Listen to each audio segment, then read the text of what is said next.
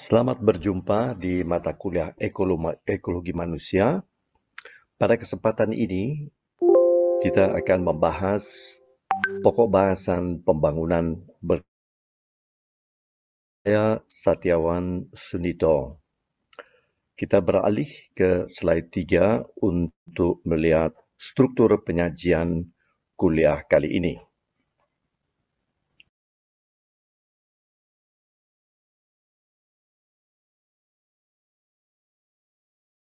Bagian pertama, kita akan membahas kegagalan peradaban manusia di dalam relasinya dengan lingkungan alam. Kemudian bagian kedua, kita akan membahas definisi dari pembangunan berkelanjutan.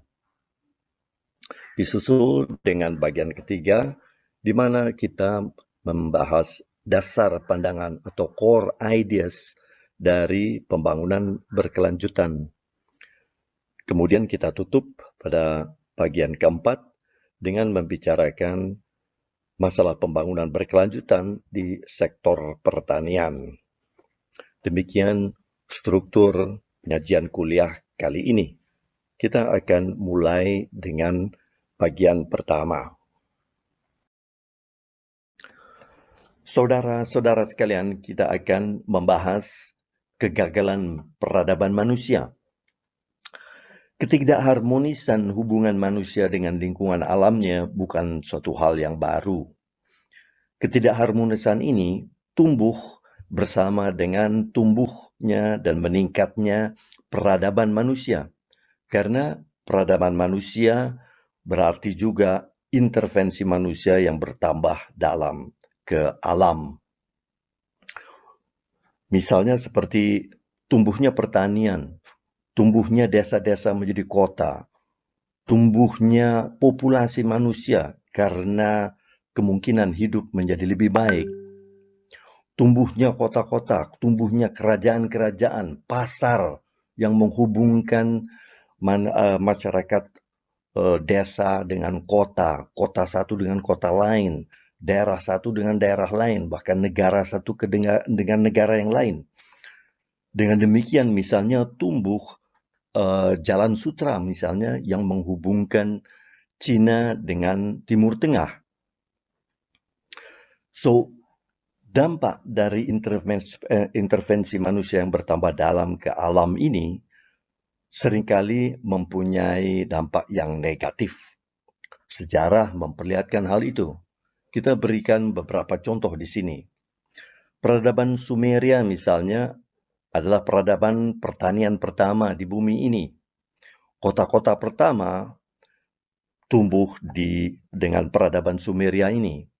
Demikian juga mungkin bahasa tulis pertama. Runtuhnya peradaban Sumeria disebabkan karena sistem irigasi yang menunjang pertanian peradaban ini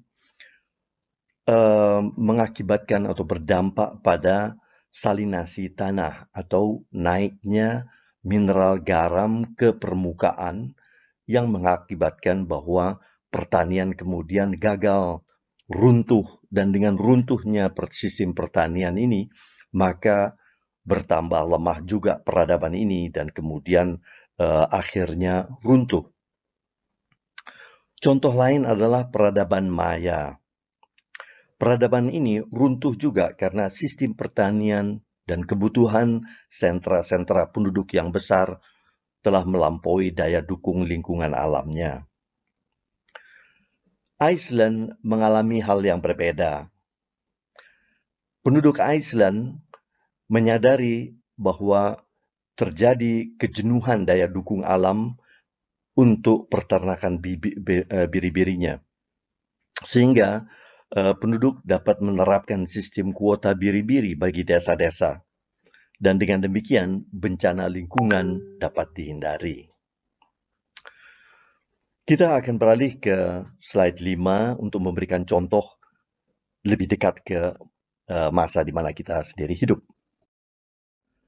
Gambar-gambar di dalam slide ini memperlihatkan dampak negatif dari revolusi industri yang berkembang sejak abad ke-18 kira-kira.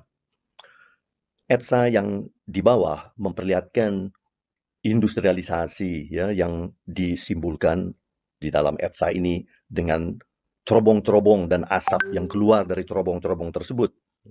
Asap yang dihasilkan dari pembakaran batu bara yang digunakan pada saat itu di awal-awal revolusi industri untuk bahan bakar.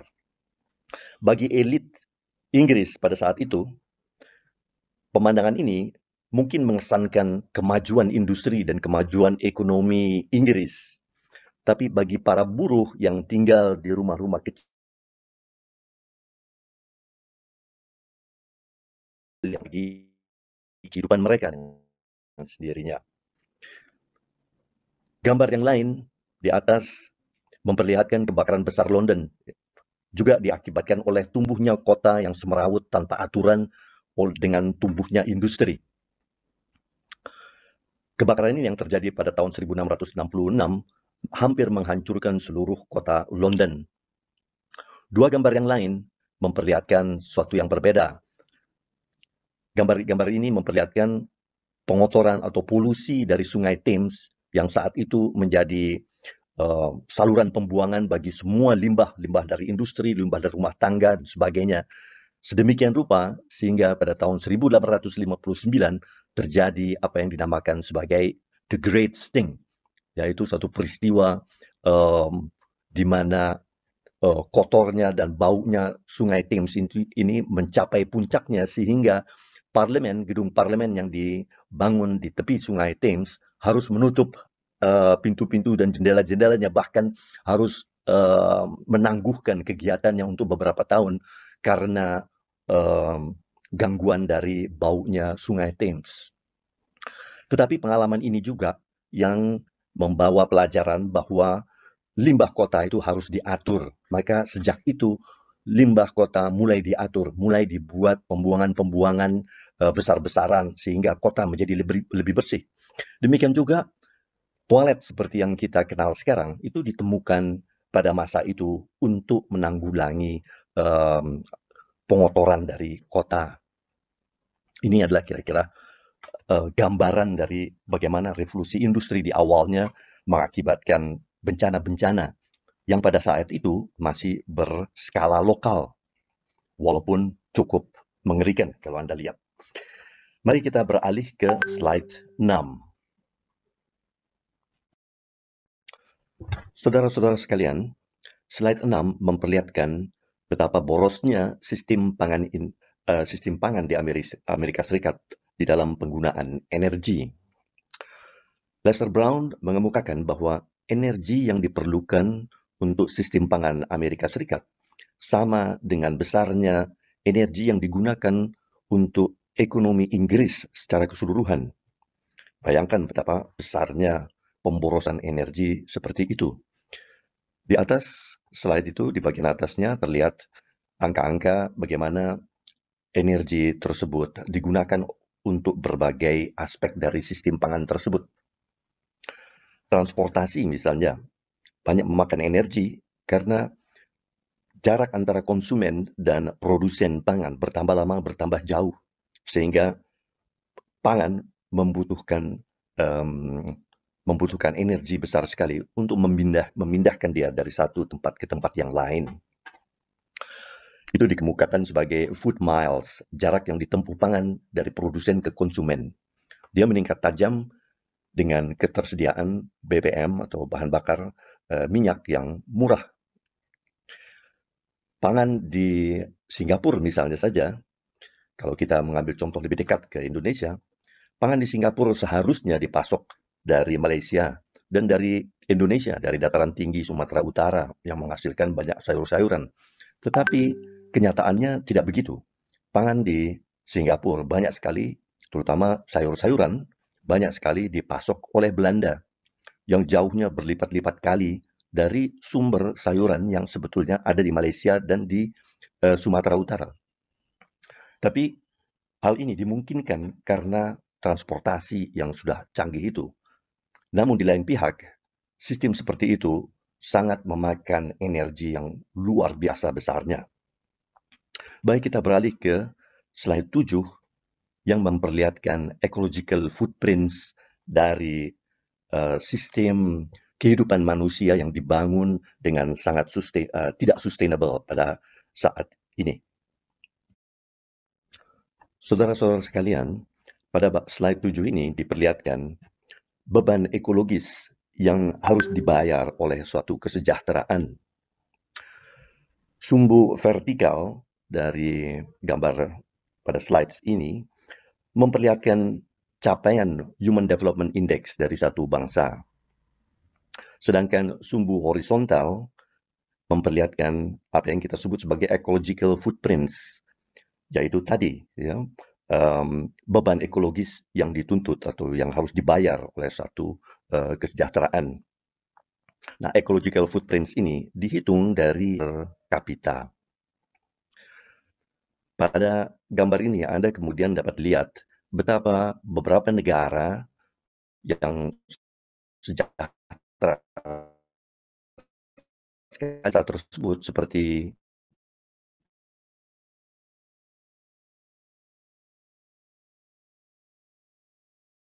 Amerika ambil ya, seperti beberapa negara-negara Eropa ya, tapi juga beberapa negara-negara dari Timur Tengah misalnya ya, di sana ada yang bersaing dalam kesejahteraan dengan Amerika. Namun kita lihat juga bahwa negara-negara tersebut kemudian mempunyai ecological footprints yang besar sekali dibandingkan dengan negara-negara yang kurang sejahtera yang terlihat rendah pada sumbu vertikal. Kebanyakan negara-negara tersebut adalah negara-negara dari Afrika, tapi juga dari Asia Pasifik. Namun, rendahnya kesejahteraan ini diikuti juga dengan rendahnya ecological footprints.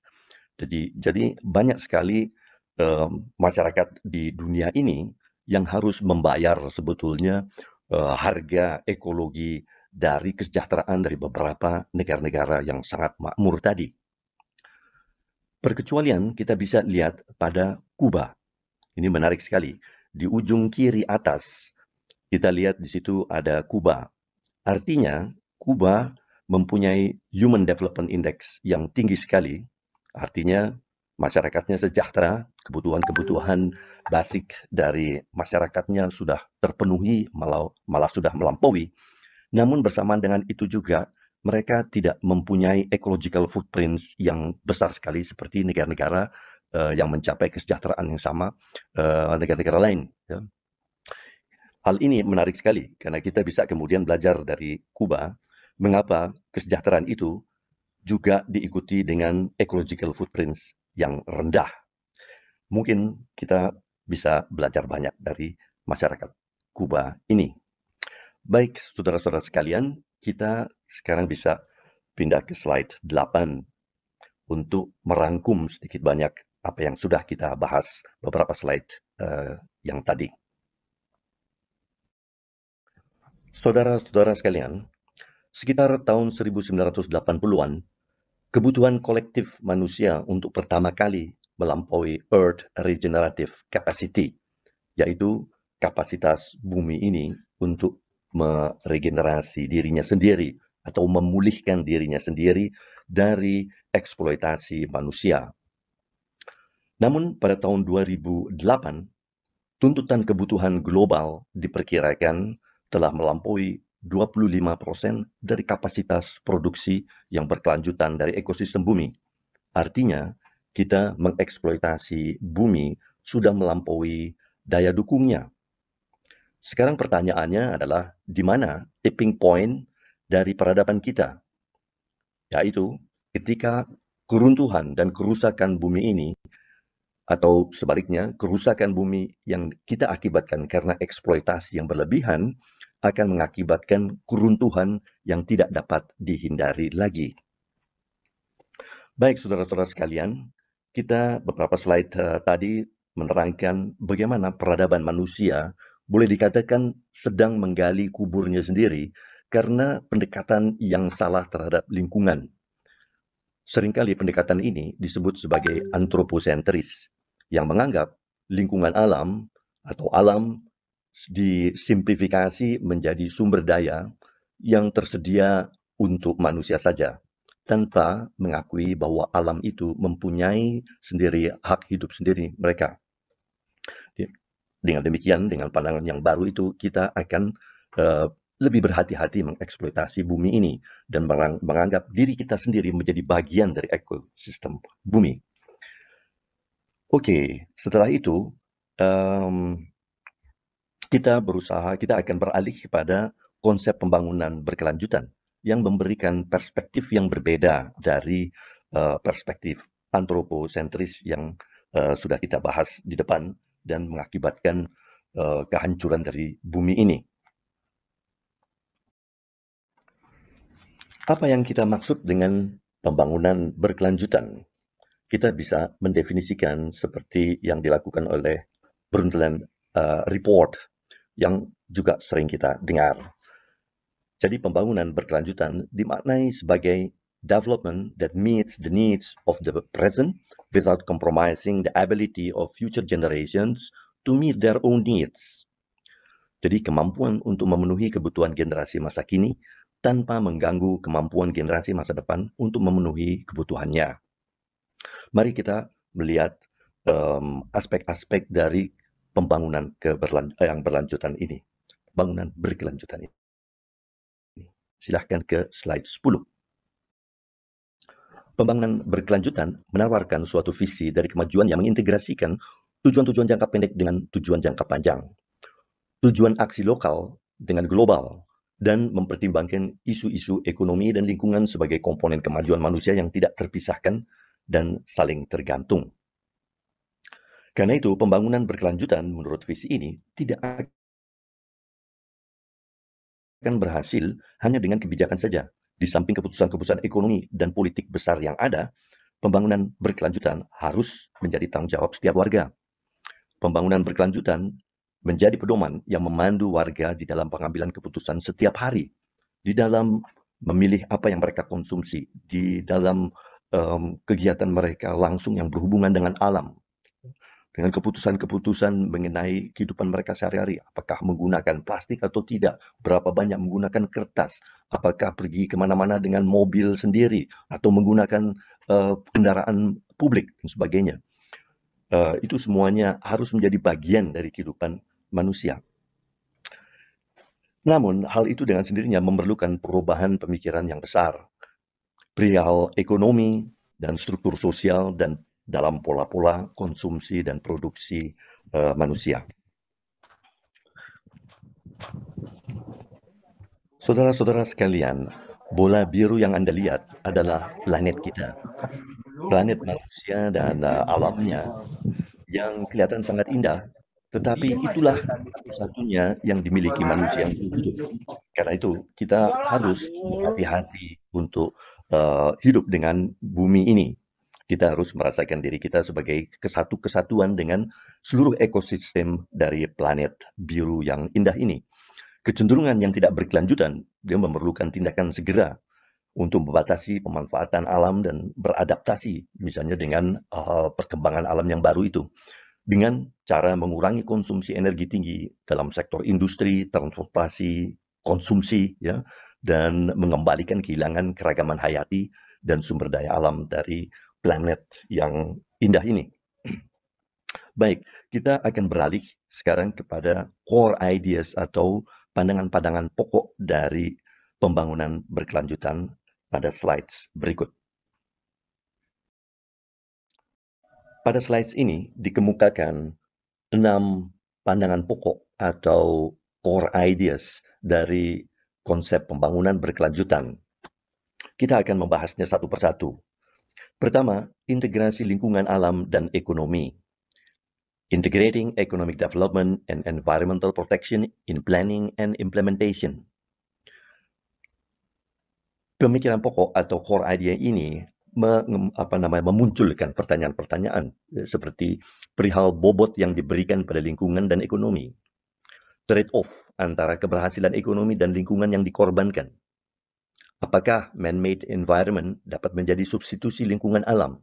Hal-hal ini harus kita pertimbangkan terus-menerus kalau di dalam rangka usaha manusia membangun penghidupannya dan kehidupannya di bumi ini. Core idea yang kedua adalah futurity. explicit concern with the impact of current activity on future generation. Jadi, pengorbanan apa yang harus dibuat oleh generasi ini untuk generasi berikutnya? Perspektif ini selalu harus kita miliki di dalam hidup dengan lingkungan alam kita sekarang ini. Core idea ketiga adalah environment protection, reducing pollution and environmental degradation and protection on the non-human world. Jadi ini memunculkan pertanyaan-pertanyaan seperti apa yang dimaknai dengan proteksi? Sekitar pemanfaatan sumber daya alam dengan efisien atau membatasi kehidupan sesuai dengan carrying capacity dari suatu bioregion atau mengakui nilai intrinsik dan status yang independen dari non-human environment. Kita akan membahas core ideas yang lain di slide berikut. Kita teruskan dengan pokok-pokok pandangan dari pembangunan berkelanjutan. Yang keempat adalah equity, commitment to meeting the basic needs of the poor of the present generation and to equity between generation. Apakah komitmen pada social justice didasarkan pada hak atas kompensasi, berdasarkan kualitas seseorang, atau berdasarkan kebutuhan? Seberapa jauh social justice berselisih atau bertentangan dengan kewajiban antara generasi? Pertanyaan-pertanyaan itu harus kita jawab. Core idea yang kelima adalah quality of life. Recognition that human well-being is constituted by more than economic growth and prosperity alone. Bagaimana kita memaknai quality of life? Apakah hanya terwakili oleh kesejahteraan ekonomi belaka? Dan yang terakhir, pandangan pokok yang terakhir adalah participation.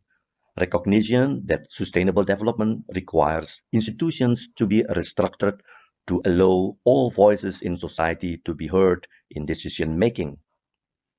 Apakah partisipasi cukup dengan konsultasi antara elit, bisnis, dan masyarakat sipil? Apakah perlu bentuk-bentuk baru pemberdayaan warga? Apakah memerlukan desentralisasi? Apakah sistem pasar merupakan mekanisme yang dapat menjamin kedaulatan orang dan demokrasi? Atau justru suatu mekanisme yang memarginalkan orang? Pertanyaan-pertanyaan ini semua harus kita kemukakan. Nah, menarik bagi Anda-Anda sekalian untuk melihat keterhubungan antara satu core idea dengan core idea yang lain. Integrasi alam dan ekonomi. Apakah itu bisa kita lakukan tanpa perspektif futurity, tanpa melihat bahwa kita di dalam perilaku kita selalu harus berpikir mengenai generasi berikutnya. Demikian juga environment protection, apakah ini datang dengan sendirinya atau ini merupakan juga buah pemikiran mengenai futurity tadi. Bersama, dia akan kemudian menghasilkan satu pendekatan eksploitasi alam yang berbeda, yang lebih berhati-hati.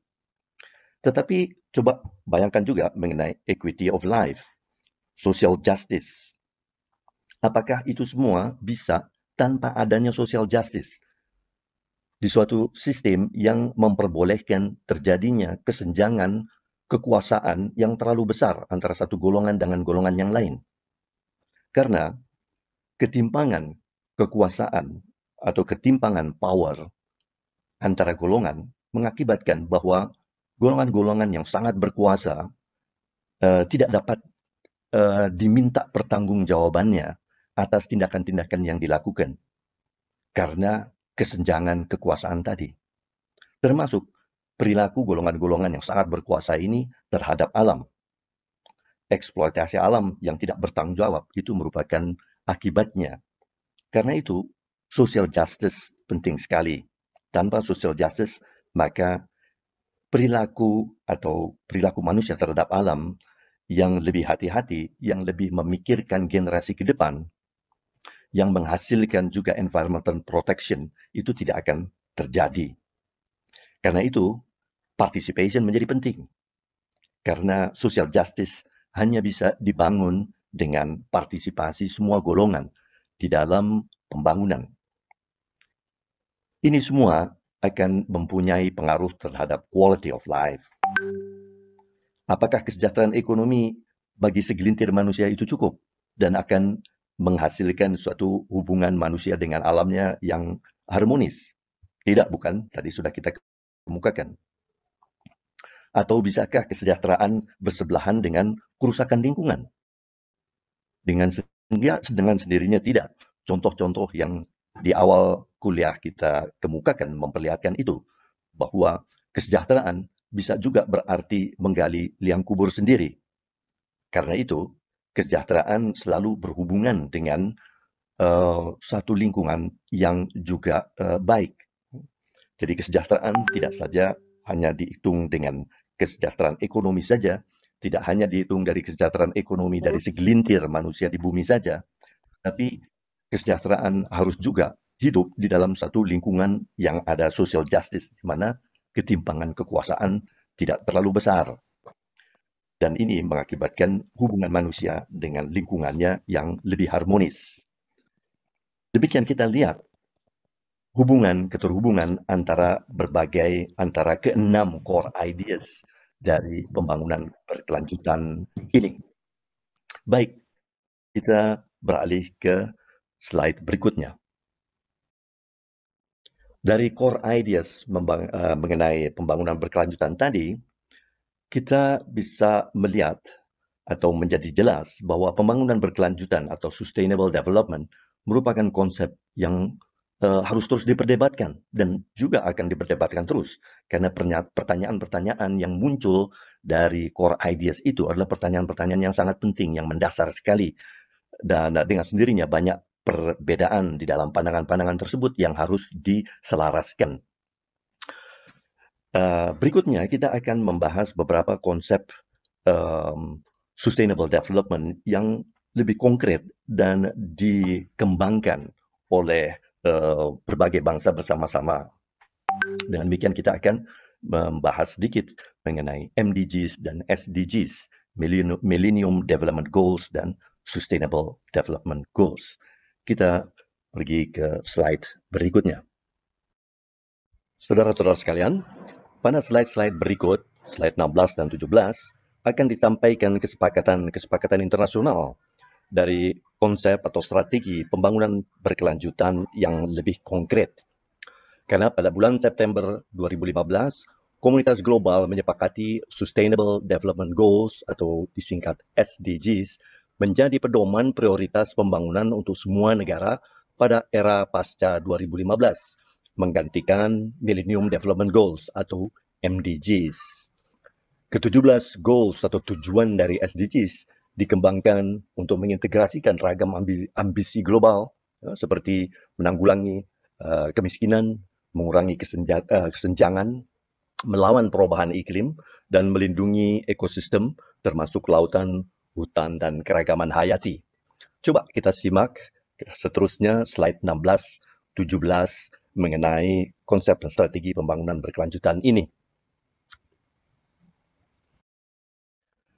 Pada slide 16 ini, Anda bisa melihat MDGs atau Millennium Development Goals.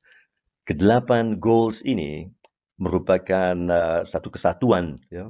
Dan seperti Anda bisa lihat, penekanannya adalah pada kemiskinan dan pembangunan yang adil, ya. Masalah equity tadi, ya.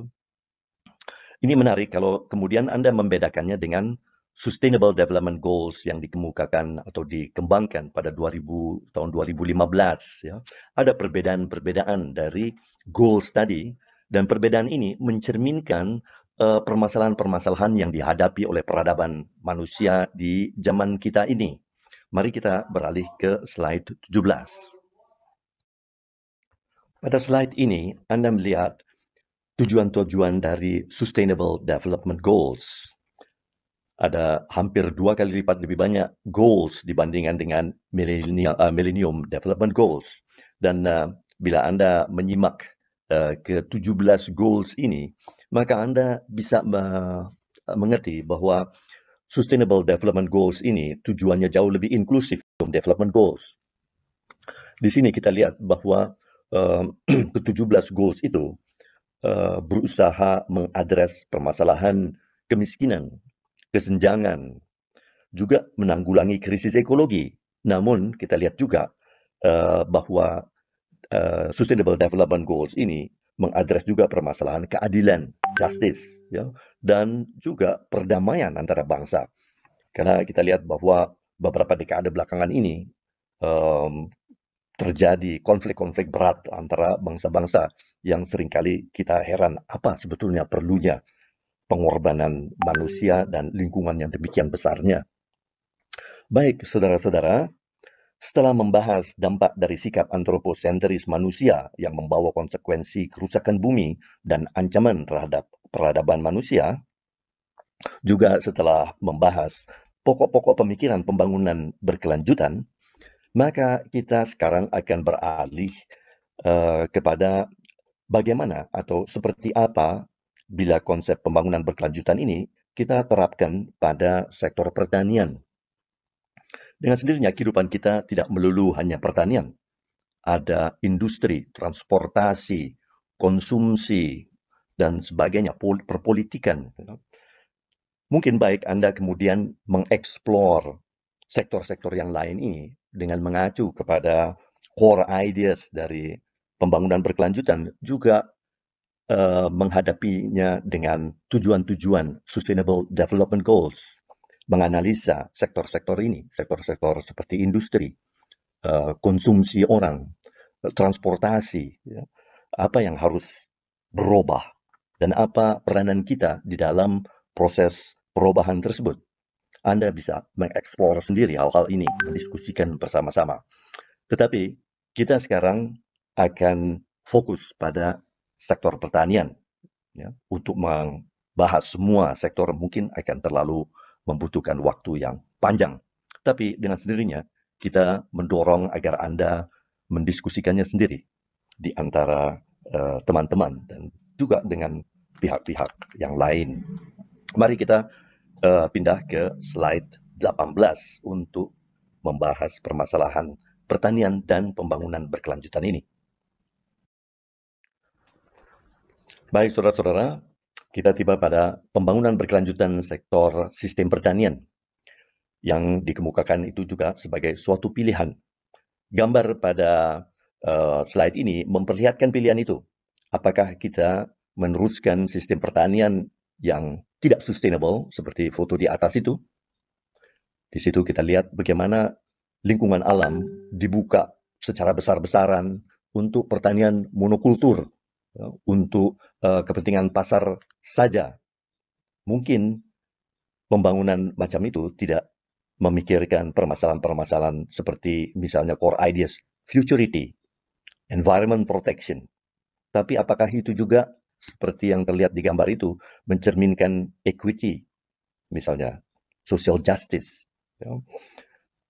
Ini berbeda dengan gambar yang di bawah, ya, yang mencerminkan satu sistem yang agak berbeda. Nah, ini yang kita akan bicarakan selanjutnya. Mari kita ke slide ke-19. Saudara-saudara sekalian, pada slide 19 kita lihat dua kecenderungan sistem pertanian yang hadir di negara sedang berkembang, seperti juga di Indonesia. Di satu sisi kita lihat pertanian-pertanian yang dengan input yang tinggi, yang produktivitasnya tinggi. Di lain pihak kita melihat pertanian-pertanian yang produktivitasnya rendah sekali, dilakukan di tempat-tempat yang sebetulnya tidak cocok untuk pertanian, seperti di lereng-lereng yang tajam, yang yang sebetulnya tidak sesuai untuk sistem pertanian, di daerah-daerah yang gersang, yang tanahnya tidak subur dan sebagainya. Dua sistem pertanian itu kita lihat bersebelahan di negara-negara seperti kita ini. Ya. Yang satu, yang produktivitasnya tinggi, biasanya kita sebut sebagai High External Input Agriculture, yaitu HEA, ya, merupakan satu sistem pertanian dengan input kimia, pupuk, pestisida, ya, herbisida yang tinggi, dengan mengandalkan benih-benih hibrida, benih-benih yang diciptakan oleh industri perbenihan yang seringkali dikuasai juga oleh korporasi-korporasi besar. Kemudian juga menggunakan mekanisasi yang tinggi dan infrastruktur pertanian seperti irigasi yang sangat elaborated. Nah, pertanian seperti ini dicirikan oleh penggunaan BBM, bahan bakar minyak yang besar sekali, dan bahan bakar minyak ini dengan sendirinya kita tahu bahwa itu non-renewable. Ya. Seperti misalnya penggunaan input kimia seperti pupuk dan pestisida itu merupakan hasil dari apa namanya minyak bumi juga, ya, seringkali. Dan industrinya, bagaimana mereka dibuat, pupuk dan pestisida herbisida ini juga membutuhkan industri ini, juga membutuhkan industri yang banyak memakan BBM, bahan bakar minyak yang pada saat ini lebih didominasi oleh bahan bakar fosil. Benih-benih hibrida di dalam perusahaan-perusahaan yang diciptakan oleh perusahaan-perusahaan besar tersebut juga banyak menggunakan bahan bakar fosil. Demikian pun dengan mekanisasi pertanian. Pertanian jenis ini yang inputnya besar sekali dan intensif modal dengan sendirinya mempunyai orientasi pasar, ya, atau sepenuhnya berorientasi pada pasar. Kita lihat di sini misalnya saja pertanian pangan yang memang keseluruhannya untuk pasar, pertanian monokultur, ya, yang intensif modal, tapi juga perkebunan-perkebunan besar yang ratusan ribu hektar luasnya yang ditanam secara monokultur, dan untuk itu sangat bertumpu pada pupuk dan pestisida, ya, untuk membuatnya bisa hidup terus. Ya. Dan penggunaan input-input kimia yang tinggi ini dengan sendirinya mempunyai dampak yang negatif terhadap lingkungan sekitarnya. Ya. Anda bisa bayangkan perkebunan-perkebunan yang ribuan hektar luasnya itu menggunakan pestisida yang demikian besarnya, dia akan mencemari air tanah dan juga permukaan tanah. Sungai-sungai menjadi tercemar. Habitat di dalam sungai-sungai itu juga akan hancur. Ya.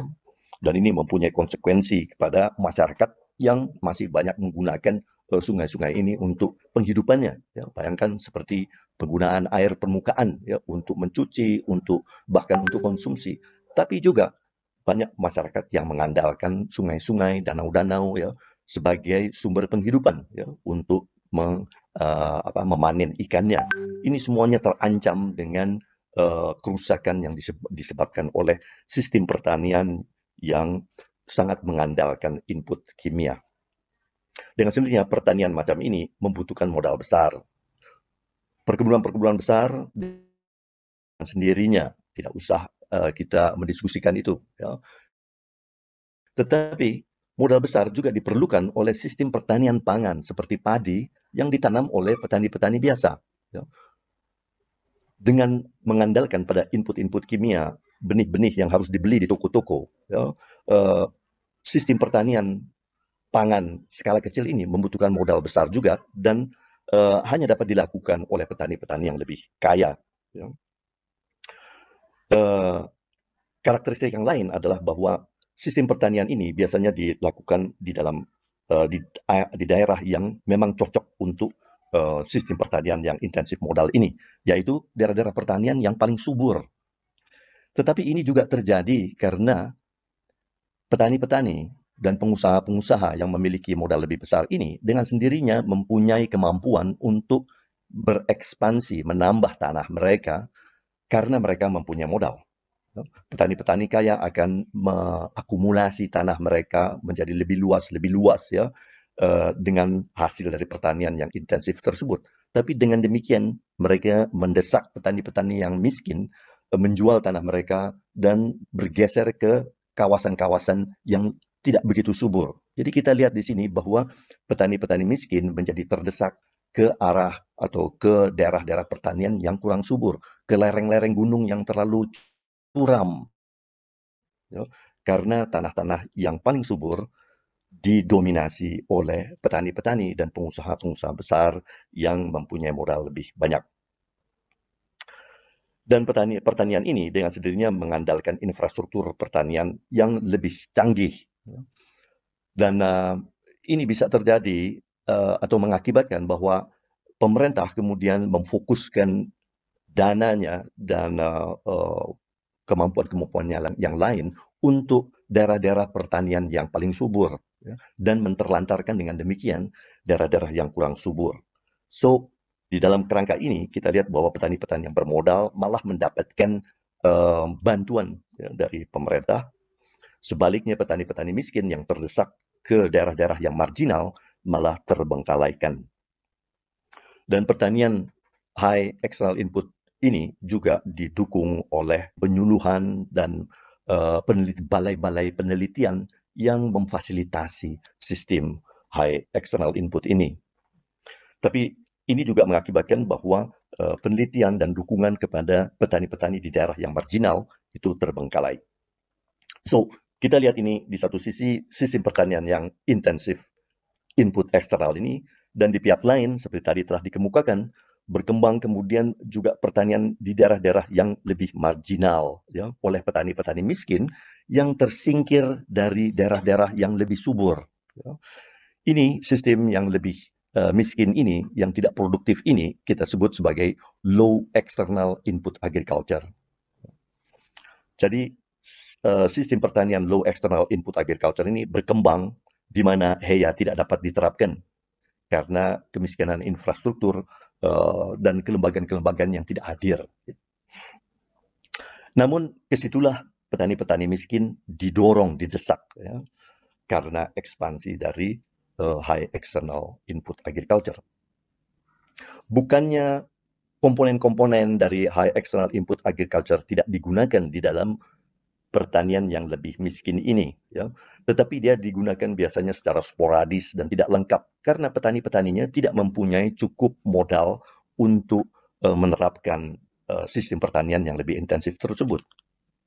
Dengan akibat bahwa tingkat produksinya jauh tertinggal, ya, dan kemudiannya ini menjadi hasilnya pun atau sistem yang tidak dapat diperbaiki oleh petani-petani miskin tersebut karena harga-harga dari hasil yang mereka hasilkan, hasil mereka panen dari sistem pertanian yang yang low external input agriculture ini, sistem pertanian yang tidak produktif ini, dengan sendirinya juga hasilnya juga kualitasnya lebih buruk dan harganya juga lebih rendah, ya. Dan khususnya juga lebih rendah karena harganya ditentukan oleh pedagang-pedagang perantara, ya.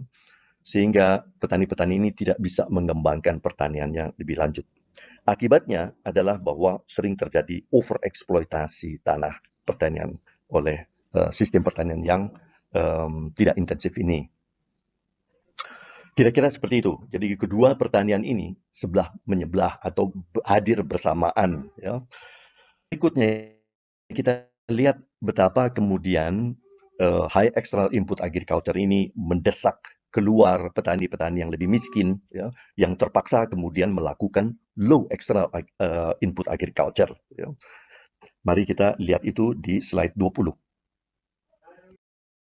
Di slide ini Anda melihat bagaimana high external input agriculture bertambah lama, bertambah dominan dan mendesak pertanian dan yang kita sebut sebagai low external input agriculture ini menjadi marginal. Ya. Tetapi dengan dominasi dari sistem pertanian high external input agriculture ini, atau yang kita singkat sebagai HEA, maka terjadi apa yang kita lihat sekarang ini, yaitu lenyapnya plasma nutfah tanaman pertanian lokal. Pada masa lalu, misalnya saja petani di Jawa mengenal ratusan bahkan ribuan jenis padi, masing-masing beradaptasi pada kondisi ekosistem lokal dan juga mempunyai kualitas-kualitas yang berbeda. Ada yang tahan kering, ada yang tahan basah, ada yang rasanya berbeda-beda dan sebagainya. Ya. Dan ini semuanya lenyap karena high external input agriculture ini menggunakan benih-benih yang bukan berasal dari proses adaptasi lokal yang panjang yang dilakukan oleh petani-petani sendiri, namun bertumpu pada benih-benih yang dibeli dari perusahaan-perusahaan benih besar. Ya. Ini sangat merugikan karena ini mengancam atau membuat pertanian menjadi rentan. Selain itu, dengan sendirinya kita kehilangan beragam sistem pertanian lokal, ya, karena perubahan landscape yang luar biasa besar yang diakibatkan misalnya oleh perkembangan perkebunan-perkebunan monokultur yang mengambil daerah-daerah yang sangat luas sampai ribuan hektar. Ya. Itu membuat landscape, membuat ekosistem juga berubah dengan drastis. Dan di dalam ekosistem yang berubah itu, maka sistem-sistem pertanian lokal tanaman-tanaman yang khas lokal yang dikembangkan oleh petani dalam bergenerasi, ya, beradaptasi dengan lingkungannya, ini lenyap begitu saja. Kita tidak lagi sempat mungkin untuk mempelajarinya bahkan, ya, dan kemudian menyimpannya, ya, untuk kita belajar dari sistem-sistem tersebut yang setelah dikembangkan oleh petani-petani lokal. Dan sistem AI ini dengan sendirinya kemudian mengakibatkan degradasi lingkungan, ya. Karena kawasan-kawasan yang luas sekali ini di mana sistem pertanian ini diterapkan, eh, mengakibatkan selain tadi perubahan lingkungan dan ekosistem juga di apa namanya rusak oleh penggunaan input-input pertanian, input-input kimia tadi, ya. Baik,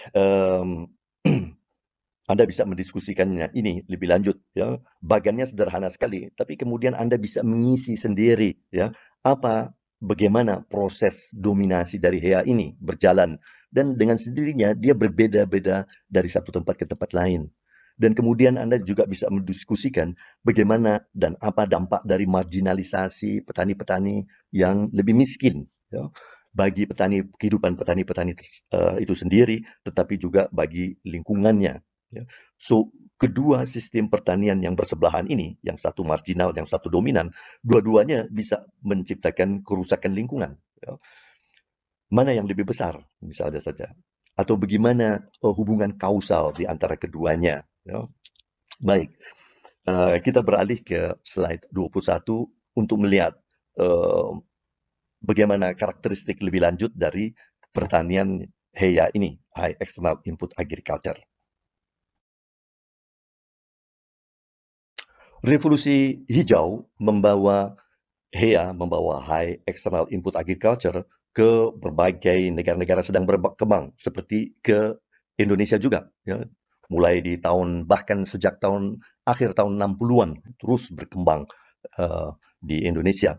Itu membawa peningkatan produksi yang luar biasa tingginya, ya, seperti padi, ya, meningkat 41%, jagung, produktivitasnya meningkat 45%, gandum bahkan, walaupun kita tidak menanam gandum di sini, tapi di negara-negara lain, di Asia bagian utara, ya, seperti India misalnya, mereka menanam gandum, atau Cina juga, ya, itu meningkat sampai 70%.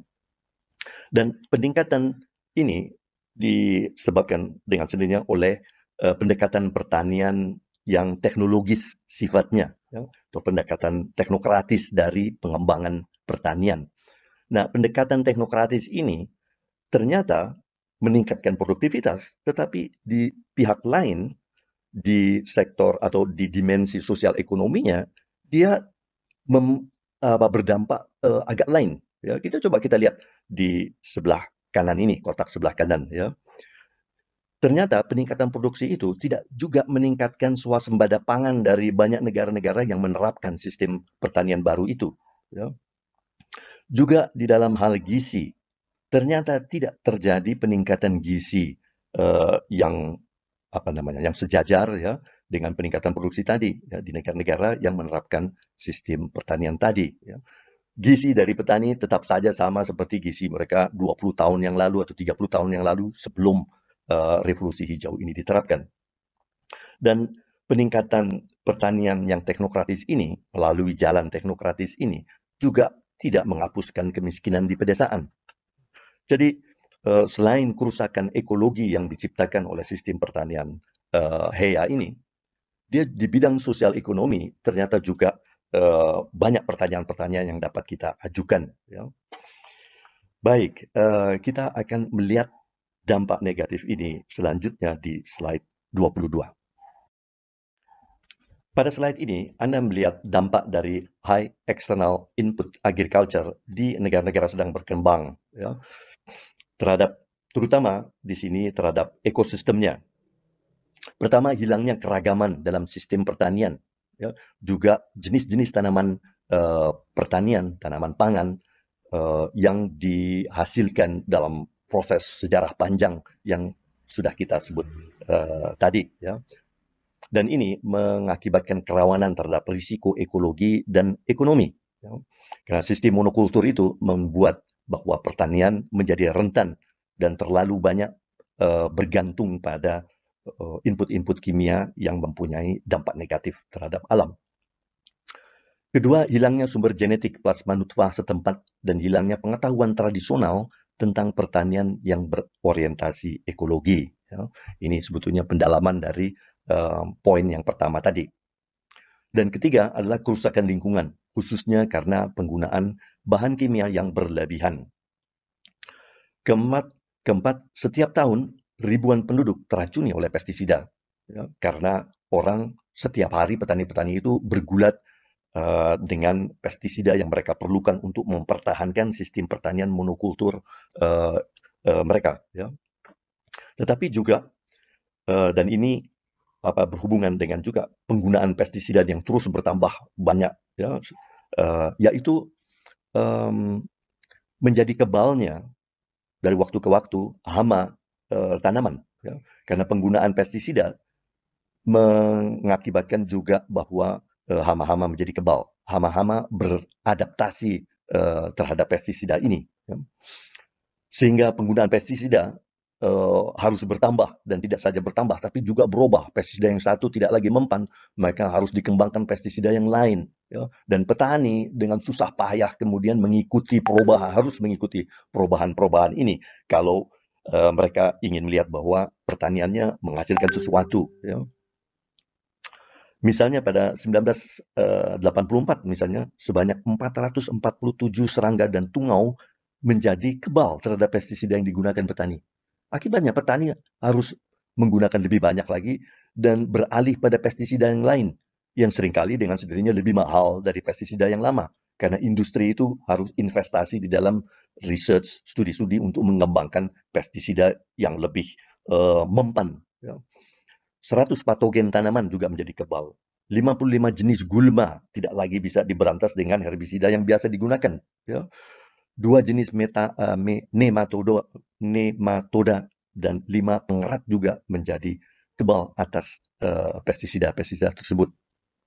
Tetapi juga jenis-jenis ini, kehidupan biologi ini di tanah ya, seringkali juga mati oleh pestisida dan herbisida. Karena pestisida dan herbisida juga tidak terlalu memilih-milih musuhnya. Ya. Sehingga kehidupan biologi yang sebetulnya berguna untuk tanaman dan juga merupakan predator dari hama, itu juga ikut mati. Karena itu juga Anda tidak melihat lagi ikan di sawah-sawah yang menggunakan high external input agriculture ini. Anda juga tidak melihat belut misalnya di sawah-sawah karena mereka semuanya mati oleh penggunaan kimia ini. Artinya sawah kemudian manfaatnya bagi petani menjadi berkurang. Hanya tanaman yang mereka tanam di atasnya menghasilkan. Ya. Tetapi hasil-hasil sampingan yang dulu sangat penting untuk menambah protein petani, seperti ikan, belut, ya, udang-udang kecil, dan sebagainya, kepiting-kepiting kecil, itu semuanya tidak ada lagi di sawah. Kemudian terakhir adalah penggunaan pupuk buatan. Itu mengakibatkan pelepasan nitrogen oksida pada lapisan stratosfer, ya, yang berakibat atau berdampak pada penipisan lapisan ozon. Ya. Dan lapisan ozon ini sangat berguna untuk menghalangi sinar-sinar ultraviolet dari luar. Ya.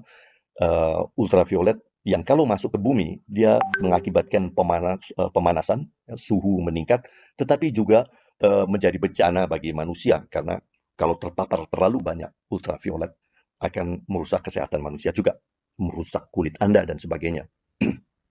Baik, ini adalah berbagai dampak negatif dari HEA terhadap lingkungan dan demikian juga terhadap manusia. Atas permasalahan yang diakibatkan oleh sistem pertanian yang intensif modal, intensif penggunaan zat-zat kimia, dan yang rentan secara ekologi dan ekonomi tersebut, maka tumbuh satu pendekatan pertanian yang berbeda, yang seringkali disebut sebagai agroekologi atau pertanian alternatif. Altieri, salah seorang tokoh dari pertanian alternatif atau pertanian agroekologi ini, mendefinisikannya sebagai berikut.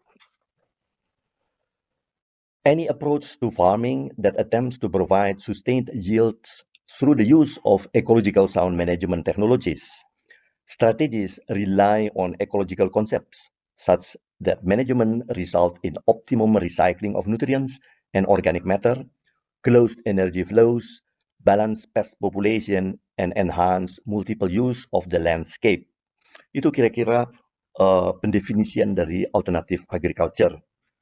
Kalau kita terjemahkan, kita akan mendapatkan pendefinisian seperti ini, ya, yaitu pendekatan pertanian yang bertujuan memberikan hasil yang berkelanjutan dengan memanfaatkan sistem pertanian yang dapat dipertanggungjawabkan secara ekologis.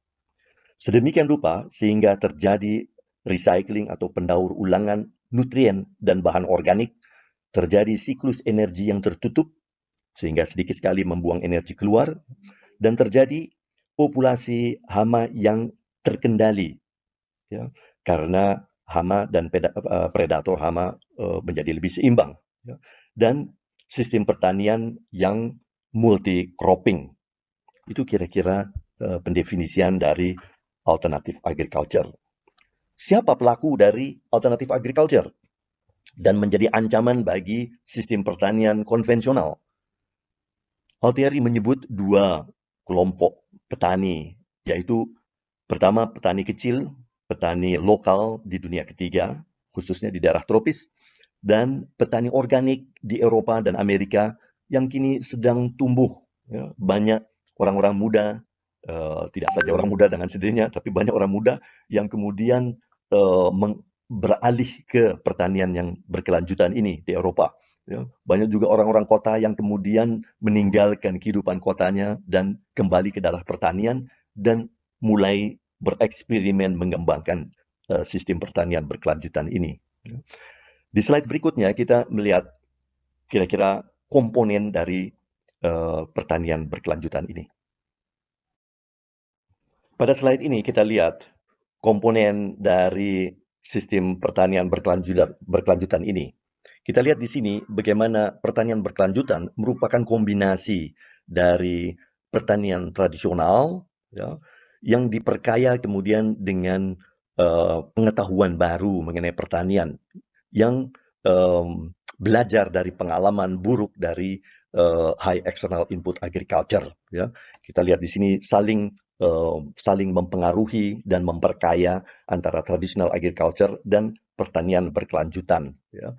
Pertanian tradisional itu biasanya dicirikan oleh diversifikasi tanaman secara spasial dan temporal. Ya.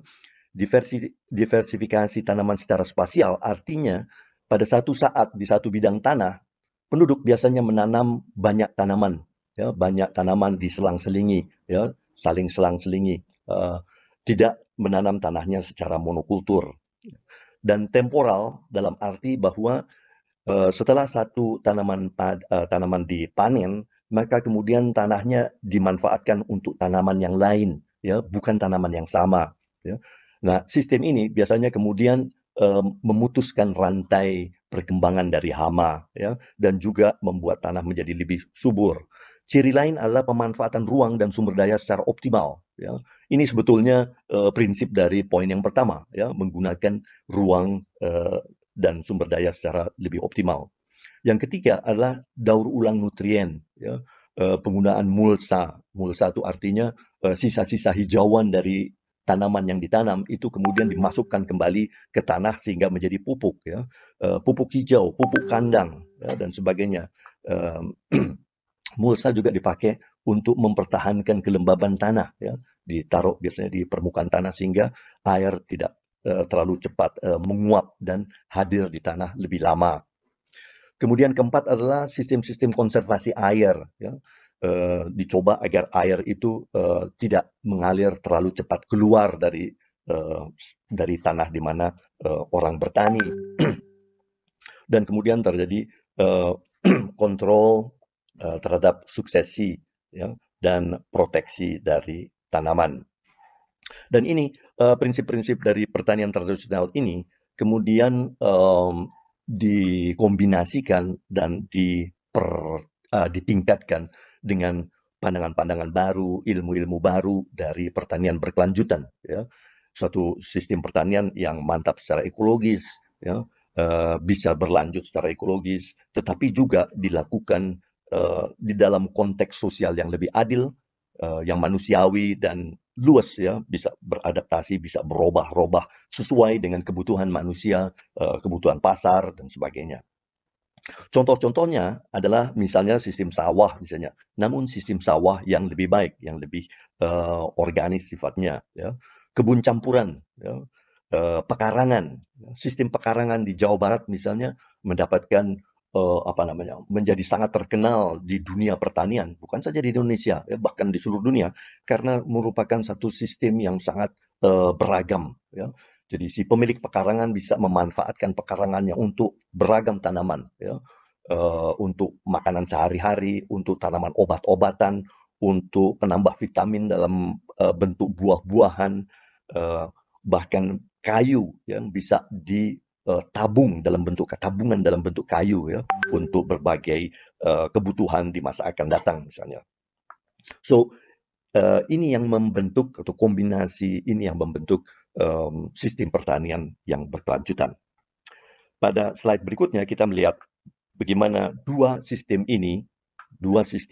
pertanian, yang satu sistem pertanian yang high external input agriculture berkembang, dan juga bagaimana pertanian low external input agriculture yang miskin dan tidak produktif itu kemudian berkembang dengan percampuran ide-ide baru yang kita baru saja bahas, ya. LEISA tadi, low external input agriculture itu kemudian berkembang menjadi, atau LEIA tadi, ya, berkembang menjadi satu sistem pertanian yang lebih berkelanjutan.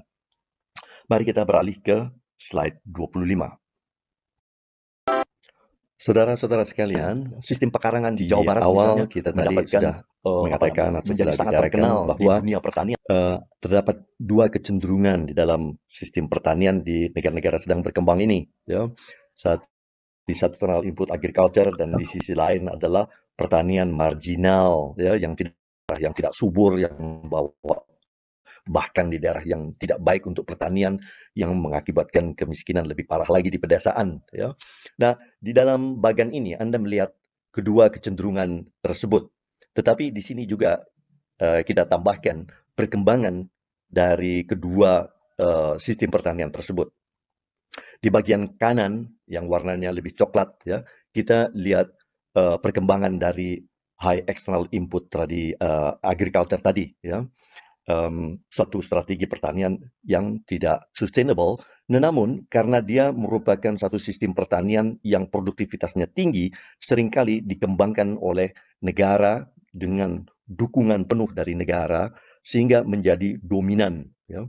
Nah, sistem pertanian high external input agriculture ini juga mengakibatkan bahwa sistem-sistem pendidikan pertanian, sistem-sistem research, penelitian, balai-balai penelitian pertanian, semua dikonsentrasikan usahanya, dananya untuk menunjang high external input agriculture tersebut. Universitas-universitas, balai-balai, laboratorium-laboratorium pertanian, ya, dana-dana pemerintah, dana-dana pinjaman dari luar, semuanya terkonsentrasi, ya, untuk menunjang sistem pertanian high external input ini, ya. Dengan akibat bahwa pertumbuhan pengetahuan pertanian pun terkonsentrasi mengenai high external input agriculture tersebut, ya. Nah, ini juga mengakibatkan bahwa dominasi dari high external input agriculture juga bertambah kuat dan sukar dirubah, karena banyak pihak-pihak juga stakeholder yang terkait dengan sistem pertanian ini.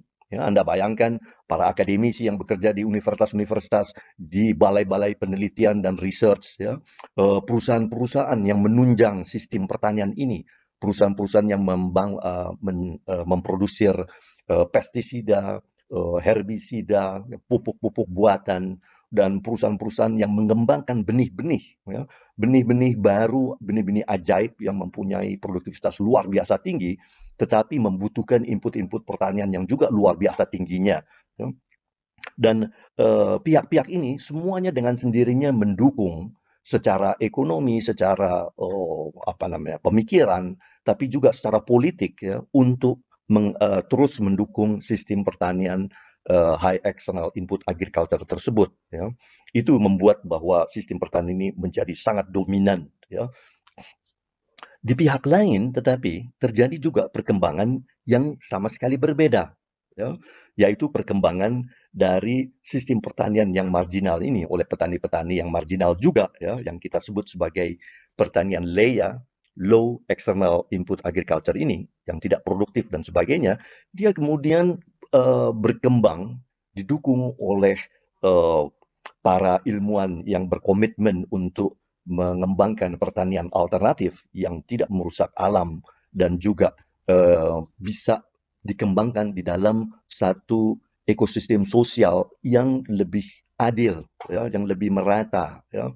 Dan kerjasama antara petani, para aktivis pembangunan berkelanjutan, para aktivis pertanian berkelanjutan, ya, pertanian agroekologi, para akademisi dan sebagainya yang berkomitmen juga untuk pertanian agroekologi yang berkelanjutan ini bersama-sama kemudian mengembangkan apa yang mulai muncul sebagai apa yang kita sebut sebagai pertanian alternatif, ya, pertanian yang berkelanjutan yang kita sebut kemudian menjadi low external input sustainable. Jadi dari pertanian yang LEA ya, berkembang menjadi sistem LEISA. Ya. Inilah sebetulnya pertanian yang kemudian dibayangkan menjadi bagian dari pembangunan berkelanjutan, satu sistem pertanian yang tidak merusak alam, ya, tetapi memproduksi hasil pertanian yang cukup dan juga hasil sehat. Sehat bagi manusia dan sehat bagi lingkungan. Itu pada akan suatu sistem pertanian yang berkelanjutan, suatu sistem pertanian agroekologis, itu juga merangsang para peneliti-peneliti untuk menyesuaikan diri dengan hal ini, ya, dan mendukung sistem perkembangan atau movement gerakan dari pertanian berkelanjutan itu. Maka muncul misalnya saja gerakan biotech for the poor misalnya. Ya, jadi ada juga peneliti-peneliti yang kemudian melihat prospek dari pertanian berkelanjutan ini yang lebih um, lebih baik ke depan ya untuk manusia maupun untuk alam ya, dan mereka mulai membantu mendukung dengan penelitian bioteknologi ya, menciptakan sistem-sistem yang lebih produktif namun juga yang environmental friendly ya. Jadi kita lihat di sini dua kecenderungan tersebut tetap berkembang bersama. Yang satu HEA didukung oleh negara seringkali, oleh para akademisi juga yang dalam tanda kutip belum sadar begitu kira-kira ya, dan oleh industri-industri besar di dalam negeri dan di luar negeri gitu ya. Tapi di pihak lain kita lihat di sini semacam perkembangan sistem pertanian secara bergerilya ya, yang kita sebut agroekologi, pertanian agroekologi ya, yang berkembang atas dasar prinsip-prinsip yang berbeda sekali ya, terutama prinsip pertanian yang sesuai dengan alam tetapi juga yang berkeadilan dan yang sehat. Ya. Itu kira-kira uh, makna dari bagan yang Anda lihat di slide 25 ini. Mari kita kemudian ke slide 26 untuk melihat pandangan dari Altieri, salah satu tokoh besar dari pertanian agroekologi ini yang bicara mengenai pertanian agroekologi sebagai objek untuk pendidikan dan penelitian. Saudara-saudara sekalian, pada slide terakhir ini, kita akan membahas bagaimana pendekatan agroekologi ini bisa mendapat tempat yang penting di dalam pertanian, studi dan penelitian pertanian. Dan juga bagaimana seharusnya studi pertanian dan penelitian pertanian itu dilakukan. Pertama, kita akan mendengarkan pandangan Altieri, salah satu tokoh agroekologi dunia ini, mengenai pedoman bagaimana studi pertanian dan khususnya agroekologi itu harus dilakukan. Ya. Pertama, dia mengatakan bahwa farm system harus diteliti, harus dipelajari as a unit of study. Ya. Jadi farm system itu harus diteliti sebagai satu kesatuan. Ya. Agroekologi atau ekologi Indonesia yang sangat kompleks ini masing-masing melahirkan sistem-sistem adaptasi ya berupa pertanian, antara lain berupa pertanian ya, sehingga kita mengenal beragam sistem pertanian yang merupakan adaptasi dari ekologi Indonesia yang kompleks ini. Di Jawa kita lihat tumbuhnya, lahirnya sistem pertanian padi dan hortikultura ya, karena Jawa yang sangat subur ini ya, dengan penduduk yang sangat padat. Ya. Sebaliknya di Kalimantan, di daerah yang tidak subur, ya, sistem-sistem pertanian perladangan tumbuh di sana secara historis. Ya. Papua dengan ekologi yang demikian kompleksnya melahirkan sistem-sistem pertanian yang merupakan adaptasi dari penduduk Papua dari ekologi ekosistem dataran yang sangat rendah di selatan misalnya, ya, di mana pertanian beradaptasi dengan kawasan rawa-rawa yang rendah, ya, sampai kepada sistem adaptasi berupa sistem-sistem pertanian untuk dataran-dataran yang ekstrem tinggi. Ya. Anda bayangkan beragam sistem pertanian ini yang tumbuh secara historis merupakan kekayaan, khasanah kekayaan yang luar biasa sebetulnya.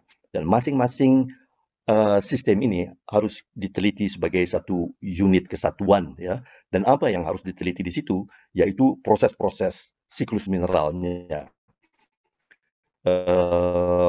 transformasi energi di dalamnya, proses-proses biologi, ya.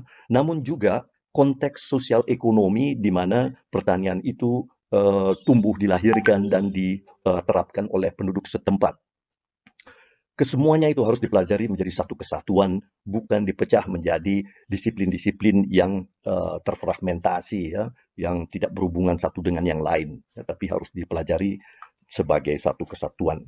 Dan tujuan studi dan penelitian bukan untuk meningkatkan produktivitas suatu komoditas, tetapi di dalam rangka mengoptimalkan kerja agroekosistem secara keseluruhan tadi.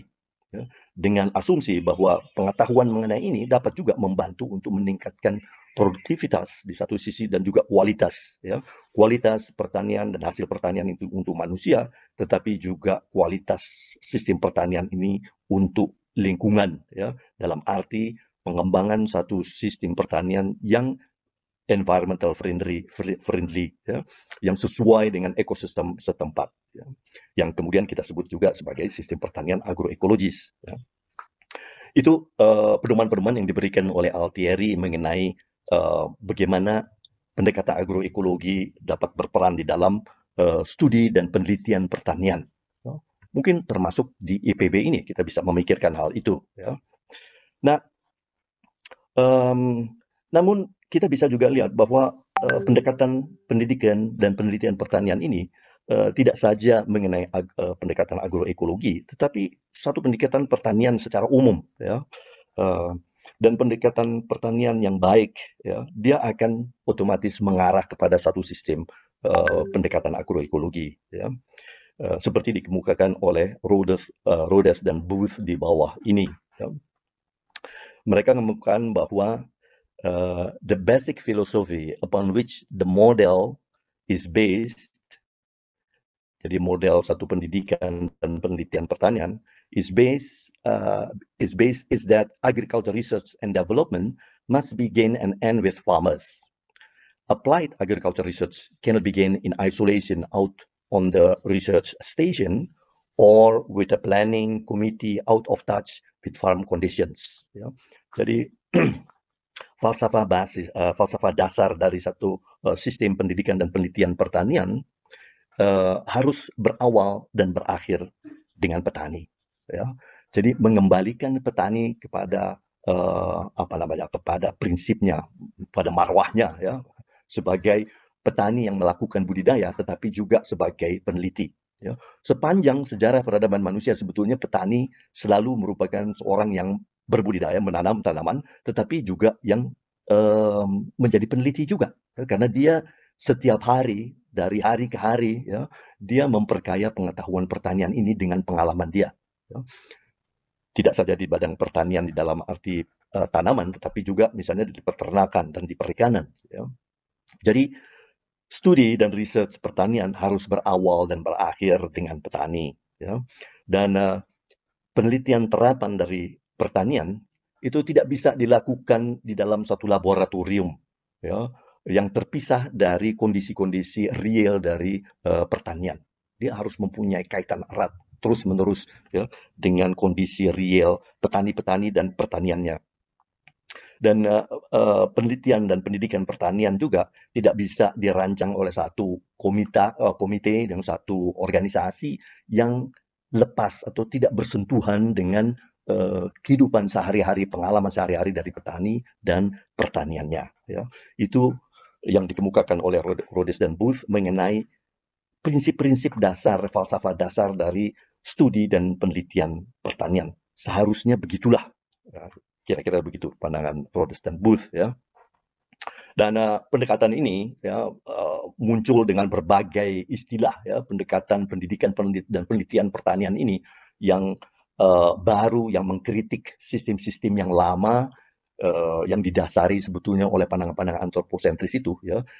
Pendekatan baru yang mengarah pada agroekologi ini menggunakan berbagai istilah, ya. Ada yang menggunakan farmers first and last misalnya, ada yang menggunakan istilah farmer back to farmer, ya.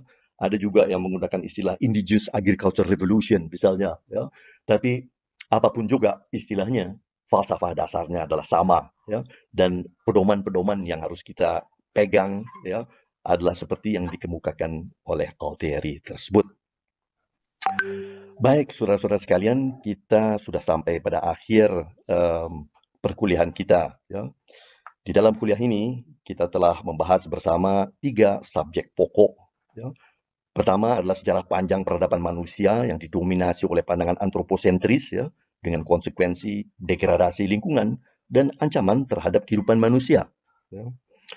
Dan subjek yang kedua adalah kemudian konsep pembaruan berkelanjutan sebagai satu konsep lawan, ya, dari atau bagi antroposentrisme tersebut.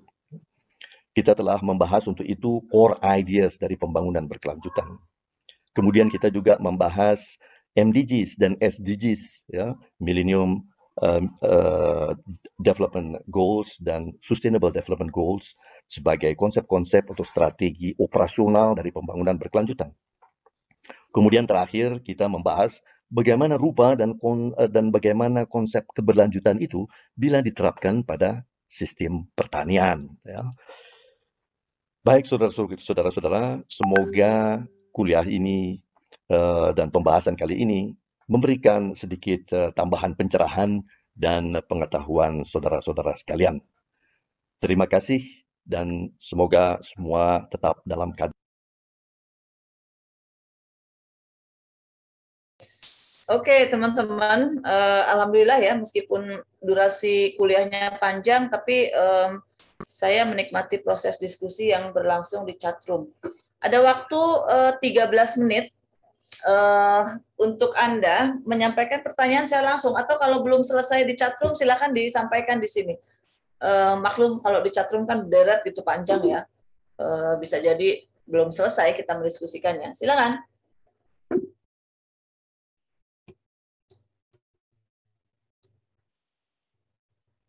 Ada yang belum diselesaikan di chatroom? Silakan diulang, disampaikan secara langsung di sini. Mangga. Yuk. Ibu izin bertanya. Oh iya, Dianti, silakan.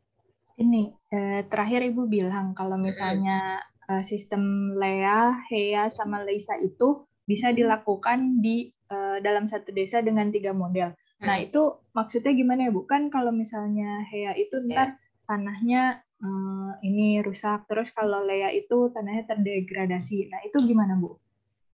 Ya, terima kasih, Dianti. Ya, itu pernyataan saya di bawah itu sebetulnya ada di atasnya ya. Kan saya di atasnya itu menjelaskan bahwa konsep LEISA itu merupakan kritik atas penggunaan HEA yang sangat high technology gitu ya, high input, high technology, dan itu kemudian berpotensi untuk menghancurkan ekosistem yang ada gitu. Heya sendiri itu merupakan kritik atas dilakukannya sistem pertanian yang leya. Menurut Heya, leya ini tidak cukup efisien gitu untuk dipraktekkan gitu, karena leya ini biasanya produksinya itu rendah. Karena apa? Karena penggunaan input yang rendah itu berimplikasi pada rendahnya produktivitas lahan itu gitu. Nah, kemudian barulah Leisa. Nah, kalau kita mendapat penjelasan seperti itu, seolah-olah kan Leisa ini hadir sebagai sebuah kontinum ya, dalam suatu tempat gitu ya. Leisa ini hadir sebagai kontinum. Jadi komunitas itu sudah melakukan Leia dulu, lalu melakukan Heya, lalu ke Leisa gitu ya, dalam suatu komunitas gitu. Tapi sebetulnya tidak harus seperti itu gitu ya, tidak harus ya, bukan tidak seperti itu, tidak harus seperti itu. Dalam satu desa misalnya, ketika ada satu komunitas yang menerapkan Leisa, bisa jadi di desa tersebut, di tempat yang berbeda, ada satu hamparan yang masih menggunakan Heya misalnya.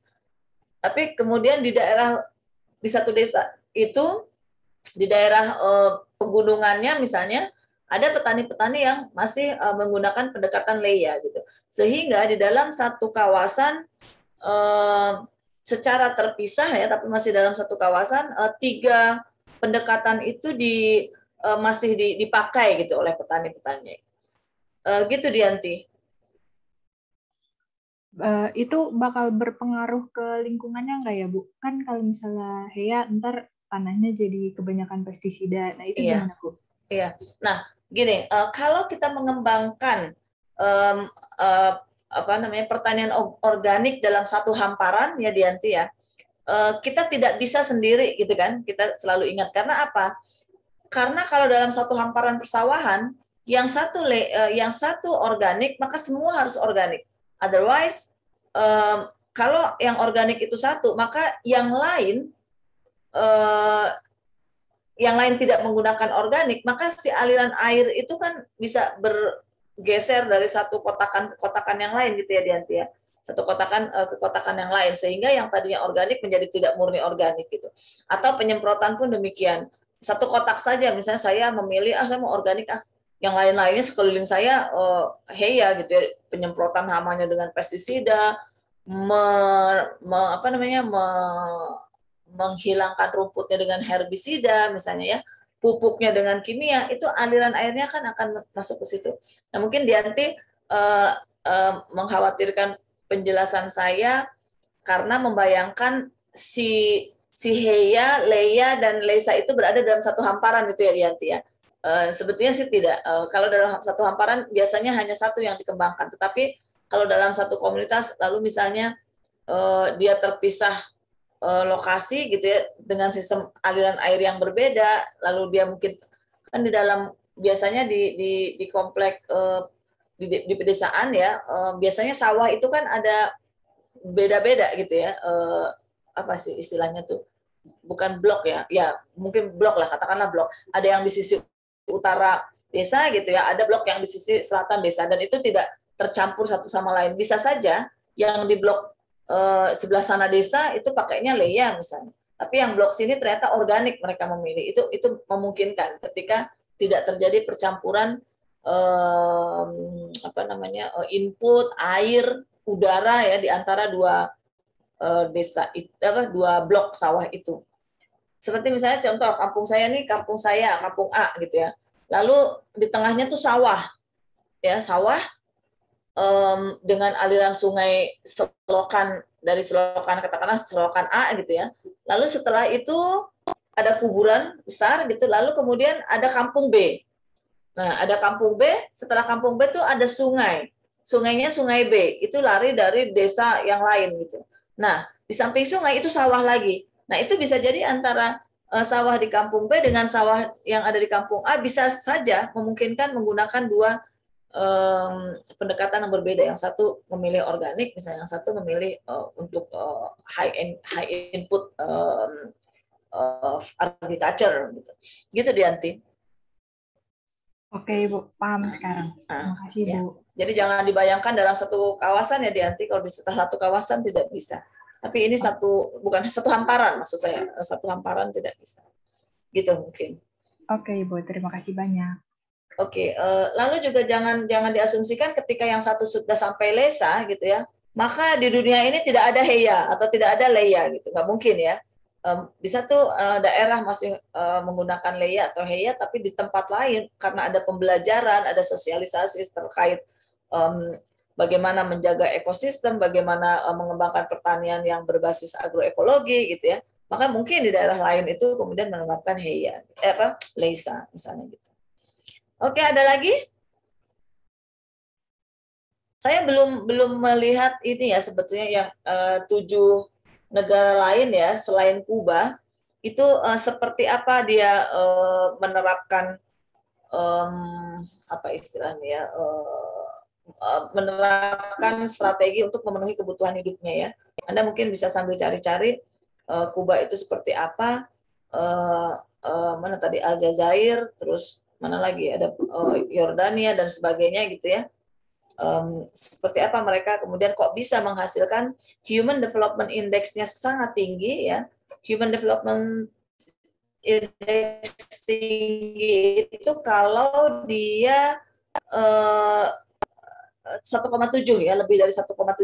Nah, negara-negara itu lebih dari itu, tapi kemudian juga si footprint-nya juga rendah gitu ya. Nah, bagaimana mereka kemudian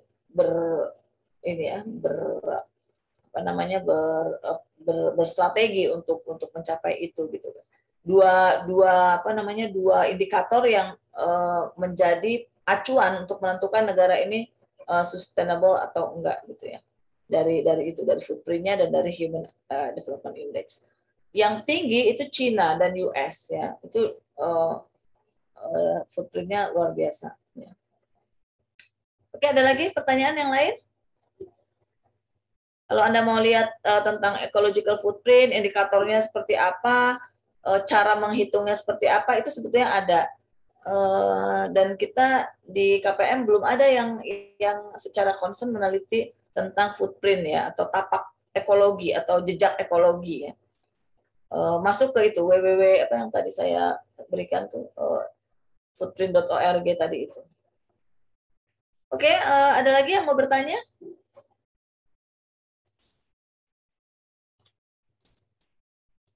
Alhamdulillah ini ya internet saya mendukung. Kalau enggak gawat. Oh, jangan lupa isi presensi teman-teman ya.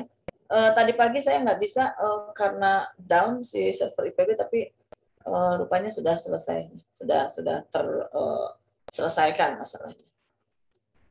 Oke, ada lagi pertanyaan? Serius tidak ada nih?